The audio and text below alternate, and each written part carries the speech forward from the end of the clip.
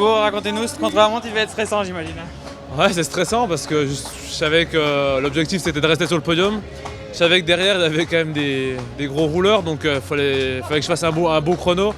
Bon, je perds la deuxième place, mais c'était quand même prévisible parce que Denis c'est quand même sur un circuit comme ça maintenant c'est devenu un grand spécialiste. Ouais. Il a vraiment fait un très gros chrono.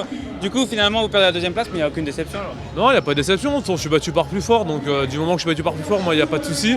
Après voilà, en plus il gagne le chrono, donc il n'y a pas grand chose à faire. Je suis à ma place et voilà, c'est des chronos qui sont assez spéciaux quand même. Donc voilà, je suis content de rester sur le podium, c'était l'objectif en début de Tirreno, donc l'objectif est rempli.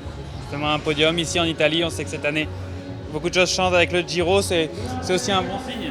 Ouais, c'est un bon signe. Voilà, on sait que voilà, le Tirreno c'est une course qui est très spéciale où les punchers, les grimpeurs, les rouleurs, tout le monde est là. Donc voilà, c'est une course qui est assez compliquée. Donc voilà, de faire un podium, ça montre que je suis dans la bonne préparation et que voilà, la première phase mes premiers objectifs sont réussis avec la Ruta plus ici. Donc voilà, maintenant c'est préparation pour le Giro.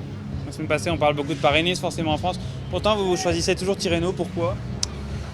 C'est vrai qu'on parle beaucoup de... c'est vrai que moi j'ai toujours l'habitude de venir à Tirreno parce que voilà, c'est toujours une course qui m'a toujours attiré. Et puis surtout cette année, en plus c'est le Giro, donc voilà, c'est des courses qui s'apprennent et qu'il faut savoir dompter aussi. Donc moi j'ai mes repères ici et c'est important de toujours venir se préparer ici. Ouais. Les prochaines étapes en vue du Giro ? Maintenant on va partir un peu de repos là maintenant et puis après on va partir en stage et puis le Tour des Alpes et puis voilà le Giro, donc dans un mois et demi on est au départ du Giro, donc ça va très vite. Ouais. Le stage c'est où ? Au Grand Canary.